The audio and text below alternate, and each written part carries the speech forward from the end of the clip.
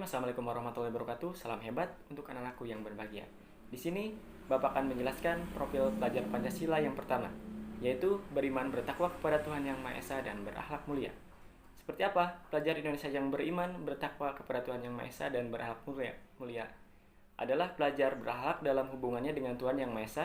Ia memahami ajaran agama dan kepercayaannya, serta menerapkan pemahaman tersebut dalam kehidupannya sehari-hari. Ada 5 elemen kunci beriman bertakwa kepada Tuhan Yang Maha Esa dan berakhlak mulia, yaitu yang pertama ada akhlak beragama. Seperti apa? Akhlak ini merupakan kewajiban manusia terhadap Tuhannya, karena itulah ruang lingkup akhlak sangat luas, mencakup seluruh aspek kehidupan, baik secara vertikal dengan Tuhan maupun secara horizontal dengan makhluk Tuhan. Adapun macam contoh akhlak tersebut diantaranya seperti sikap rela berkorban, jujur, sopan santun, tawakal, adil, sabar, dan lain sebagainya. Yang selanjutnya ada akhlak pribadi. Akhlak terhadap diri sendiri adalah sikap seseorang terhadap diri pribadinya, baik itu jasmani sifatnya atau rohani. Kita harus adil dalam memperlakukan diri kita, dan juga jangan pernah memaksa diri kita untuk melakukan sesuatu yang tidak baik atau bahkan membahayakan jiwa. Yang ketiga, ada akhlak kepada manusia. Seperti apa? Atau bisa dibilang dengan tawadu.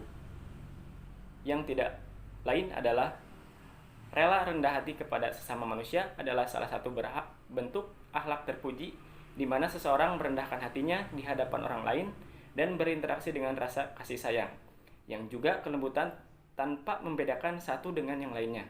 Yang selanjutnya ada akhlak kepada alam. Seperti apa? Akhlak kepada alam berarti tingkah laku kita pada lingkungan sekitar. Bagaimana kita menjaga apa yang ada di sekitar kita, baik berupa hewan, tumbuh-tumbuhan, gunung, sungai, dan lain sebagainya. Dan yang terakhir, ada akhlak bernegara. Seperti apa? Secara garis besar, setidaknya ada 3 etika seseorang muslim dalam kehidupan berbangsa dan bernegara. Yang pertama, yaitu menegakkan keadilan.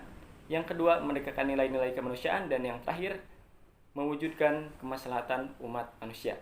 Nah, itu adalah penjelasan singkat mengenai beriman bertakwa kepada Tuhan Yang Maha Esa dan berakhlak mulia. Nah, sekarang untuk refleksinya, sekarang silakan kalian bagaimana kalian memaknai iman dan takwa kepada Tuhan Yang Maha Esa, dan sudahkah kalian menjalankannya?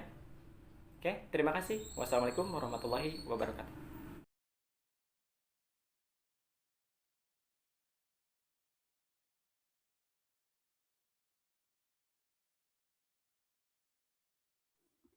Assalamualaikum warahmatullahi wabarakatuh. Salam hebat untuk anak-anakku yang berbahagia. Pada kesempatan ini, Ibu akan menjelaskan mengenai penguatan profil pelajar Pancasila, yaitu dimensi berkebinekaan global.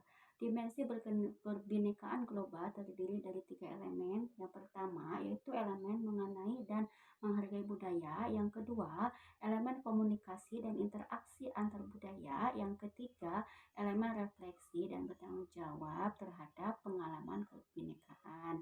Yang keempat, elemen keadilan sosial. Nah, anak-anakku yang hebat, sekarang Ibu ingin tahu, coba kalian refleksikan diri kalian tentang dimensi berkebinekaan global melalui pertanyaan refleksi berikut ini.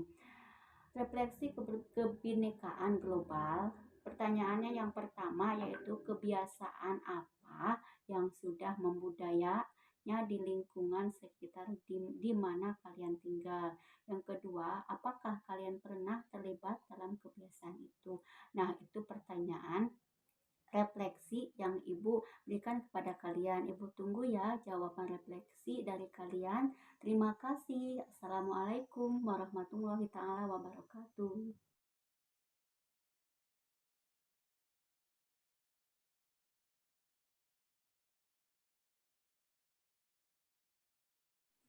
Bismillahirrahmanirrahim. Assalamualaikum warahmatullahi wabarakatuh. Salam hebat untuk anak-anakku yang berbahagia. Pada kesempatan ini, Ibu akan menjelaskan mengenai penguatan profil pelajar Pancasila, yaitu dimensi bergotong royong. Sejauh mana kalian mengetahui dimensi dari bergotong royong, anak-anakku yang hebat? Kita juga akan mengenai 3 elemen kunci dari dimensi bergotong royong, yaitu Yang pertama, yang pertama dimensi elemen kolaborasi, yang kedua yaitu elemen kepedulian, yang ketiga elemen berbagi. Anak-anakku yang hebat, sekarang Ibu akan menjelaskan ketiga elemen dari dimensi gotong royong. Yang pertama yaitu elemen kolaborasi. Apa yang dimaksud dengan elemen kolaborasi yaitu adalah bersama-sama merencanakan tujuan dan berusaha menciptakannya dengan saling memberi dukungan positif, saling berhubungan, dan terkoordinasi. Yang kedua, dari dimensi gotong royong yaitu kepedulian. Kepedulian adalah menjaga fasilitas publik dan tempat umum adalah salah satu wujud dan praktik dari kepedulian tersebut. Yang ketiga yaitu dimensi gotong royong itu yaitu elemen berbagi. Elemen berbagi itu tidak selalu bersifat materi tetapi juga dapat berupa waktu, jasa, hingga kesepakatan.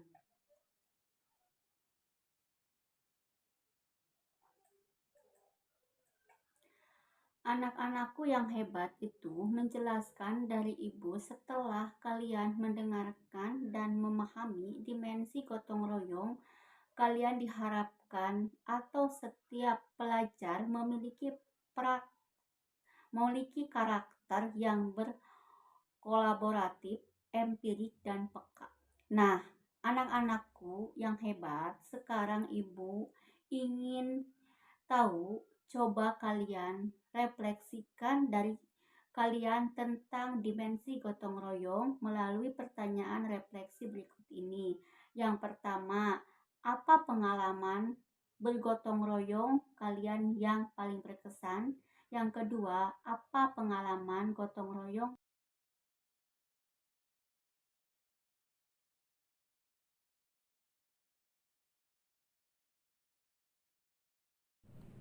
Assalamualaikum warahmatullahi wabarakatuh.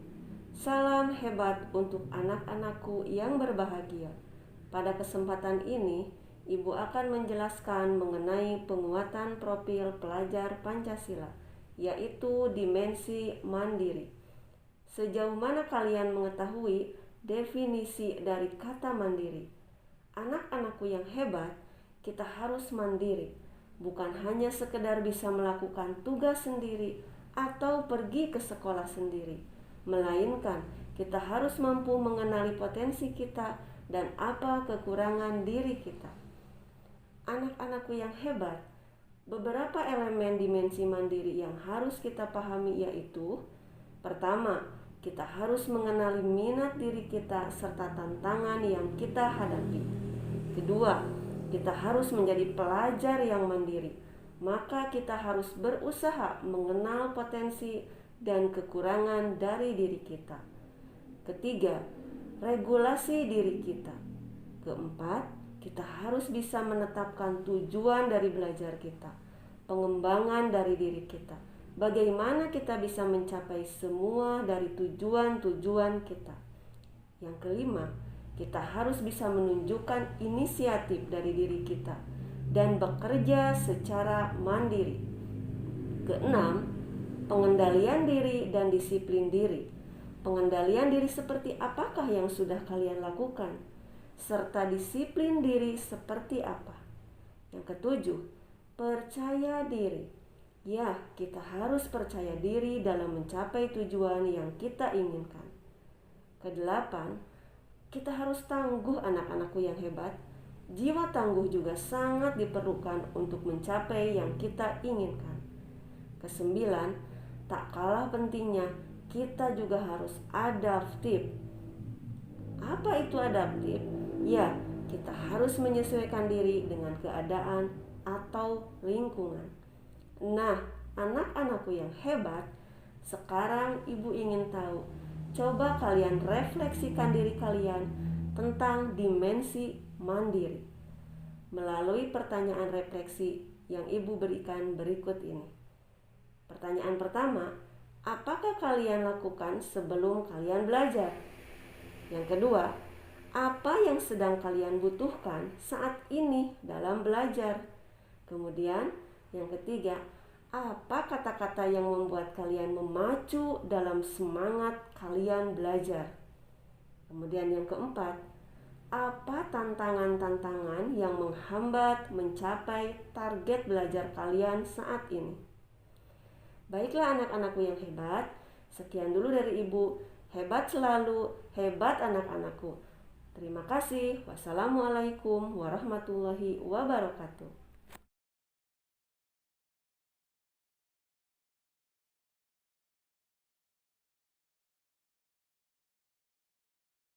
Bismillahirrahmanirrahim. Assalamualaikum warahmatullahi wabarakatuh. Salam hebat untuk anak-anakku yang berbahagia.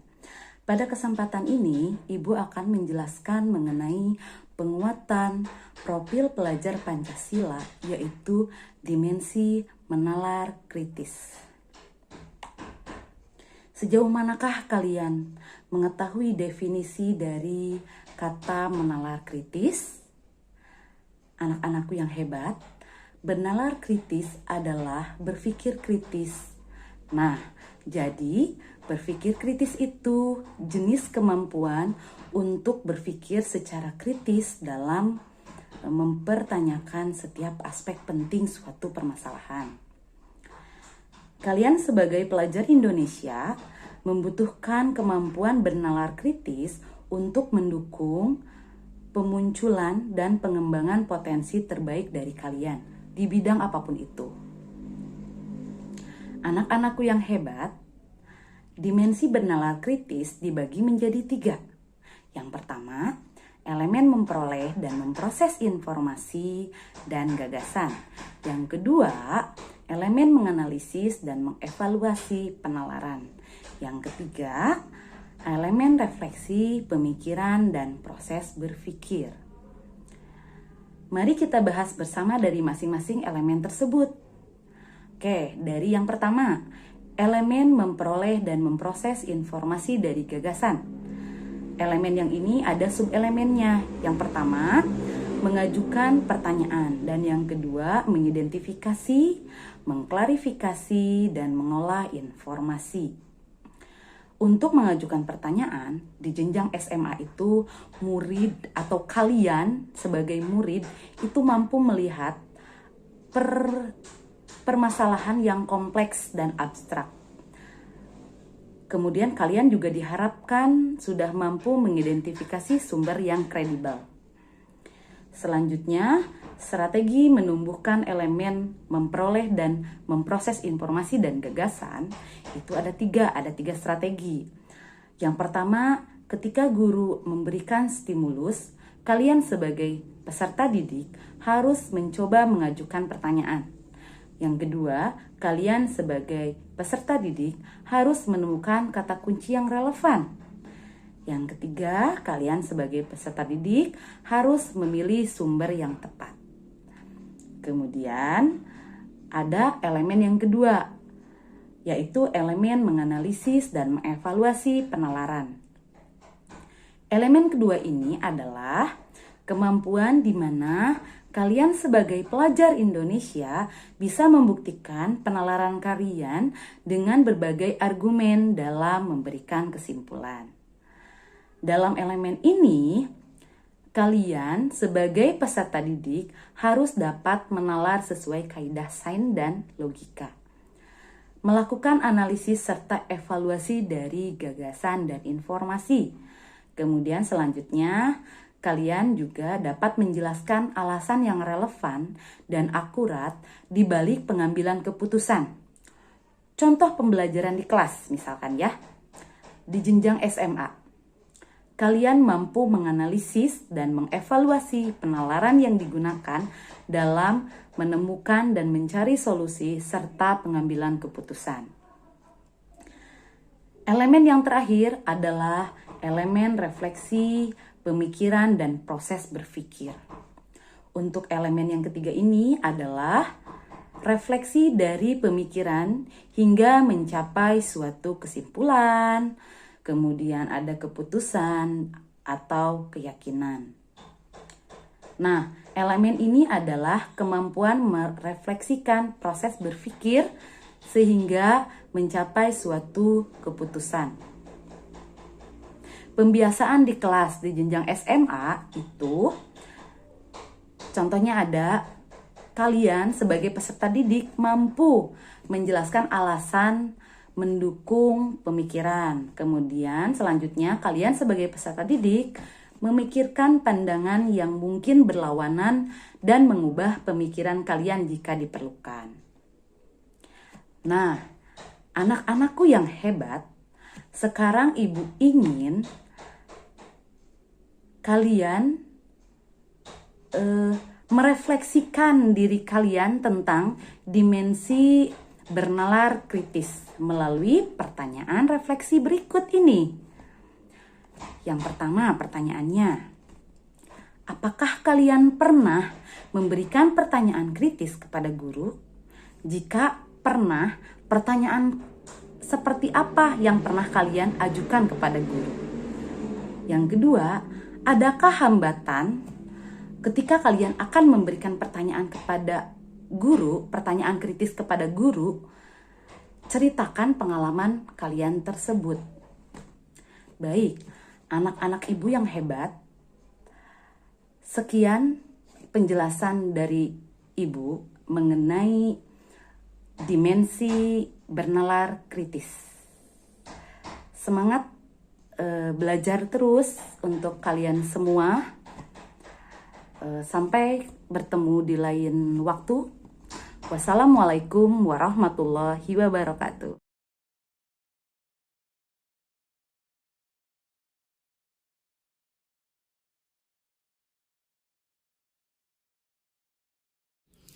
Assalamualaikum warahmatullahi wabarakatuh. Salam hebat untuk anak-anakku yang berbahagia. Pada kesempatan ini, Ibu akan menjelaskan mengenai penguatan profil pelajar Pancasila. Tepatnya dimensi ke-6, yaitu dimensi kreatif. Anak-anakku yang hebat, berpikir kreatif adalah proses berpikir yang memunculkan gagasan dan pertanyaan-pertanyaan baru. Harapan dan perwujudan dimensi kreatif adalah terlahirnya pelajar Indonesia yang kreatif, mampu menghasilkan gagasan yang orisinal, menghasilkan karya dan tindakan yang orisinal, dan memiliki keluasan berpikir dan mencari alternatif solusi permasalahan. Seperti apa pelajar yang kreatif itu? Pelajar yang kreatif adalah pelajar yang dapat menggunakan ide dan pengalaman sebagai bahan baru untuk menghasilkan gagasan yang orisinal di semua mata pelajaran. Kenapa? Karena dimensi kreatif itu bisa diterapkan untuk semua mata pelajaran. Untuk menghasilkan gagasan yang orisinal dirancang dari berbagai pengalaman dan pengetahuan. Anak-anakku yang hebat, dimensi kreatif itu terbagi menjadi 3 elemen. Elemen yang pertama adalah elemen menghasilkan gagasan yang orisinal. Elemen yang kedua menghasilkan karya dan tindakan yang orisinal. Elemen yang ketiga memiliki keluasan berpikir dan mencari alternatif solusi permasalahan. Baik, mari kita bahas satu persatu tentang elemen dimensi kreatif. Yang pertama, elemen menghasilkan gagasan yang orisinal. Elemen ini berkaitan dengan dimensi profil pelajar Pancasila sebelumnya, yaitu dimensi bernalar kritis. Tepatnya pada kemampuan murid untuk mengajukan pertanyaan, mengklarifikasi, mengolah informasi, dan gagasan. Kedua, elemen menghasilkan karya dan tindakan yang orisinal. Karya kreatif didorong oleh emosi yang dirasakan, minat, serta kesukaan seseorang pada suatu hal. Guru hanya memberikan tema besar dan muridlah yang menentukan jenis karyanya. Guru itu harus menghindari memberikan murid salah satu tugas yang sama. Kenapa? Agar murid bisa menciptakan karya yang berbeda sehingga daya kreatif setiap murid dapat terciptakan. Elemen yang ketiga adalah elemen memiliki keluasan berpikir dan mencari alternatif solusi permasalahan. Setelah menghasilkan sebuah karya, ada kalanya tidak semua ide tersebut dapat terlaksana sesuai keinginan. Pasti ada satu dan lain hal yang membuat ide itu tidak berjalan mulus. Oleh karena itu, pelajar Indonesia harus mampu bersifat adaptif dalam memecahkan persoalan dalam berbagai situasi. Anak-anakku yang hebat, pada fase E dan F atau jenjang SMA, SMK, murid itu diharapkan mampu untuk menghasilkan gagasan yang beragam serta memikirkan segala resikonya. Juga mempertimbangkan dan berbagai perspektif ketika ide itu direalisasikan. Karena pada dasarnya, dalam segala ide itu memiliki resiko tersendiri. Nah, anak-anakku yang hebat, sekarang Ibu akan mencoba memberikan pertanyaan refleksi tentang dimensi kreatif. Dengan pertanyaan yang pertama, apakah ide yang paling berkesan yang pernah kalian utarakan di kelas? 2. Apakah kalian pernah memiliki pengalaman berkesan ketika menghasilkan karya kreatif? Dan ketiga, kenapa seorang pelajar Indonesia perlu mempunyai kemampuan berpikir kreatif? Nah, anak-anakku yang hebat, setelah kalian mengetahui apa saja dimensi profil pelajar Pancasila, kami mengharapkan kalian bisa menjadi pelajar profil Pancasila. Sekian yang bisa kami sampaikan. Wassalamualaikum warahmatullahi wabarakatuh.